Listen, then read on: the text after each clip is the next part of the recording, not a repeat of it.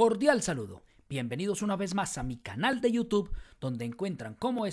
otros videos jurídicos de interés. El día de hoy vamos a abordar un tema que genera mucha polémica no solo en Hispanoamérica, sino en todo el mundo. Les estoy hablando del derecho fundamental a morir dignamente, más conocido como eutanasia. Voy a comenzar esta explicación hablando del delito de homicidio para posteriormente abordar el tema propuesto. Todos los países o casi todos los países del mundo cuentan con un código penal, que es aquel conjunto de normas donde se consagra todo aquello que se considera delito en determinada sociedad y la sanción que se impondrá a quien incurra en alguna de esas conductas: el hurto, el homicidio, las lesiones personales y muchos otros temas. Uno de los delitos más graves que se consagra en un código penal es el homicidio, pues es la conducta que atenta contra el mayor de nuestros derechos fundamentales, que es, como todos lo sabemos, el derecho a la vida. Así, ustedes van a encontrar en el Código Penal colombiano algunos artículos que castigan el homicidio de acuerdo a determinadas circunstancias. Por ejemplo, no es lo mismo que alguien le quite la vida a una persona con plena intención de hacerlo, por robarlo o por quitarle la vida a través de un sicario, lo que los abogados penalistas llaman homicidio doloso, a alguien que lo hace, por ejemplo, en un accidente de tránsito, lo que se denomina en la mayoría de los casos homicidio culposo. Si bien en estas dos figuras comentadas el sujeto pasivo del delito pierde la vida, hay una persona que muere, el Código Penal consagra penas más bajas para el segundo caso que para el que asesina a una persona con el conocimiento pleno del resultado de su conducta, de que está prohibido, de que no es permitido. Pues además de estas formas de homicidio que acabamos de ver, el código consagra también el tipo penal conocido como homicidio por piedad, que se da cuando una persona le quita la vida a otra, pero mucho cuidado con esto, para poner fin a intensos sufrimientos provenientes de lesión corporal o enfermedad grave e incurable. En este caso, el autor de la conducta también es sancionado, pero la pena a imponer es mucho menor, pues se califica la intención del sujeto activo del delito, que en este caso era ayudar a una persona a que deje de padecer terribles sufrimientos.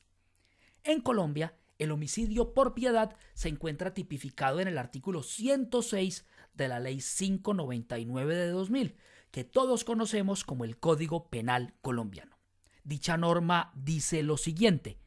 artículo 106. Homicidio por piedad. El que matare a otro por piedad para poner fin a intensos sufrimientos provenientes de lesión corporal o enfermedad grave e incurable incurrirá en prisión de 16 a 54 meses.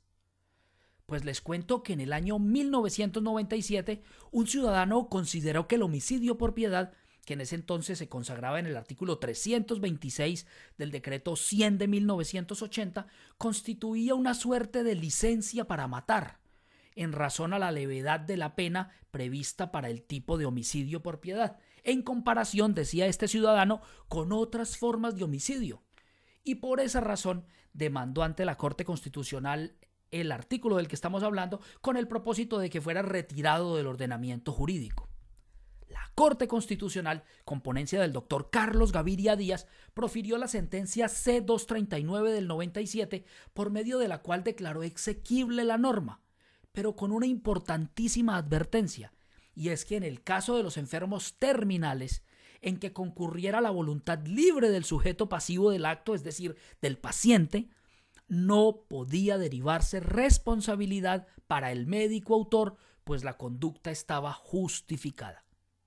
Esa importantísima sentencia fue la que consagró en Colombia el derecho fundamental a morir con dignidad, que también en esa época y mucho más en esa época fue recibido con bastante polémica en el ámbito jurídico y en general por toda la sociedad colombiana, pues en ese entonces solo 3 países, incluida Colombia,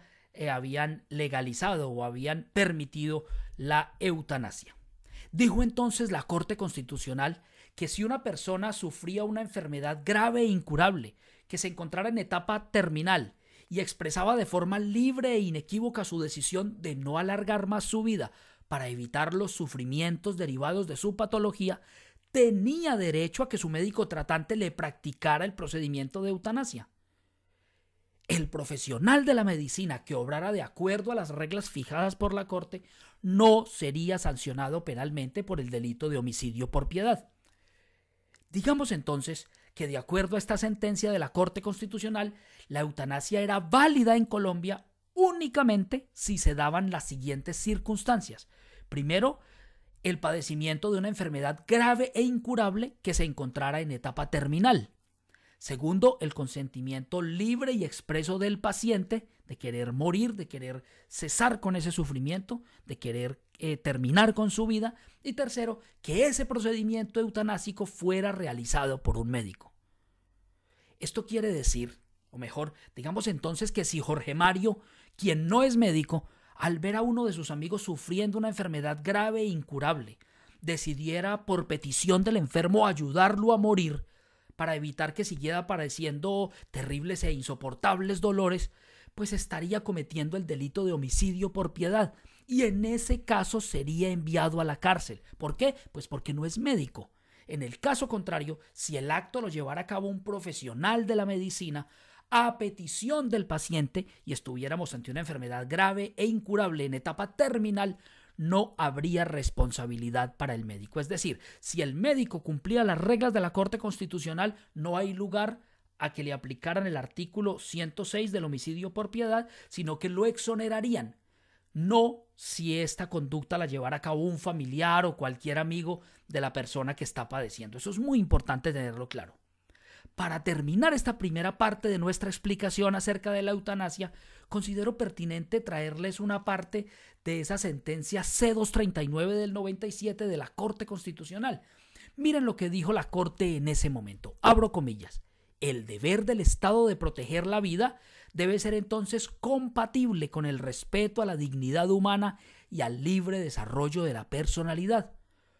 Por ello, la Corte considera que, frente a los enfermos terminales que experimentan intensos sufrimientos,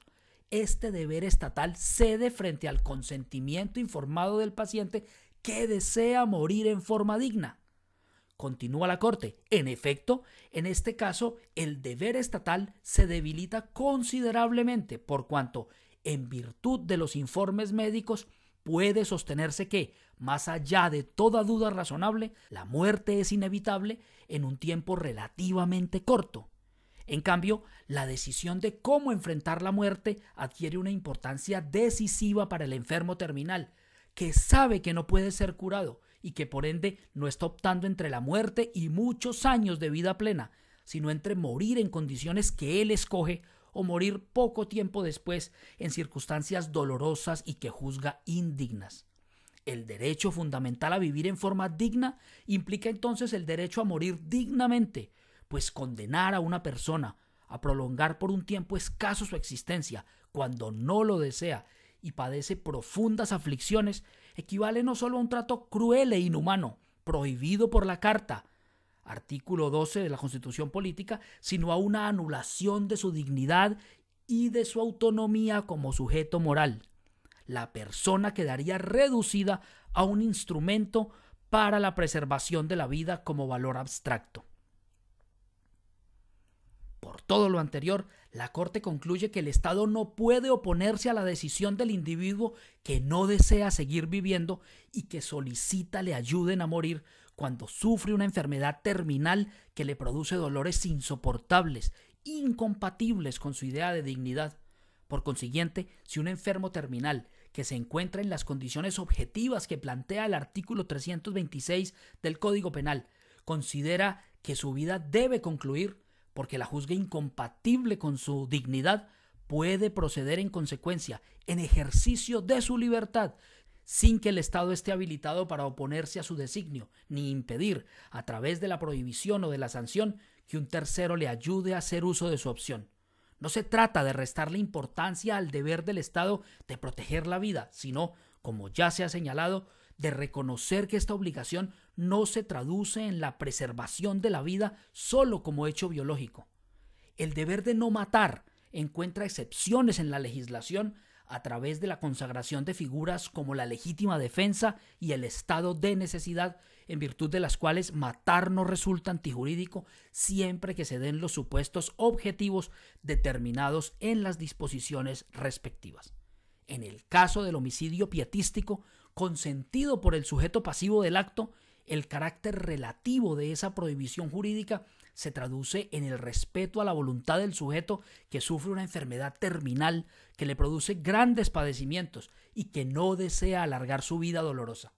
La actuación del sujeto activo carece de antijuricidad porque se trata de un acto solidario que no se realiza por la decisión personal de suprimir una vida, sino por la solicitud de aquel que por sus intensos sufrimientos, producto de una enfermedad terminal, pide le ayuden a morir. No sobra recordar, dice la Corte, que el consentimiento del sujeto pasivo debe ser libre,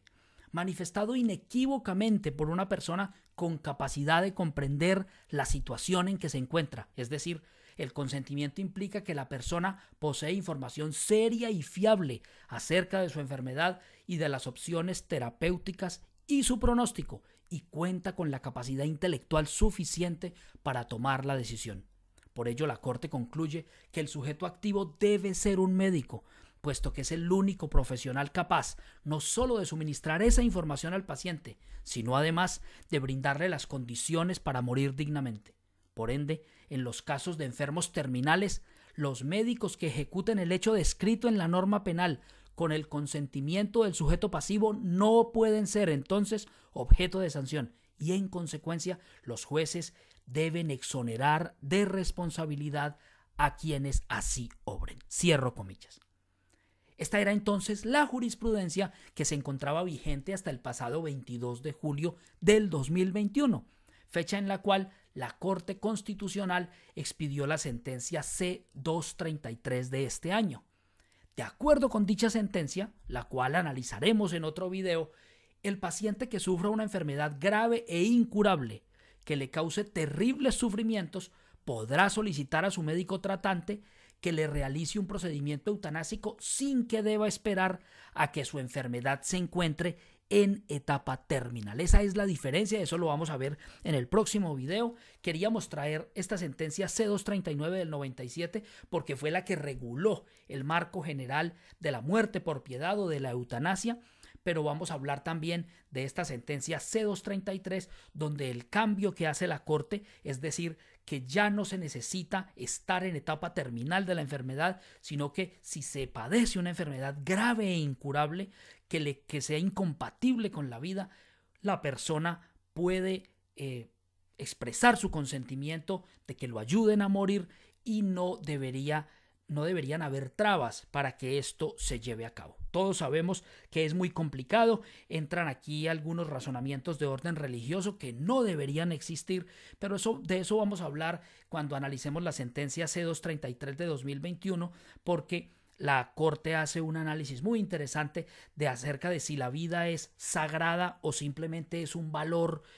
muy importante, pero no alcanza la calidad de sagrada, es decir, de orden religioso, y que por ende el titular de la vida puede decidir si darla por terminado en caso de que padezca una enfermedad grave e incurable. Esto, como les digo, vamos a verlo en el próximo video, donde también vamos a analizar que el derecho a morir dignamente no solamente es la eutanasia, también existen los cuidados paliativos, existen las opciones terapéuticas, reducir o incrementar las opciones terapéuticas que ayuden a mitigar el dolor y a pasar unos años de manera digna. Y por último, la eutanasia. Esas son las tres dimensiones de la muerte digna, pero de eso vamos a hablar, como les repito, en el próximo video.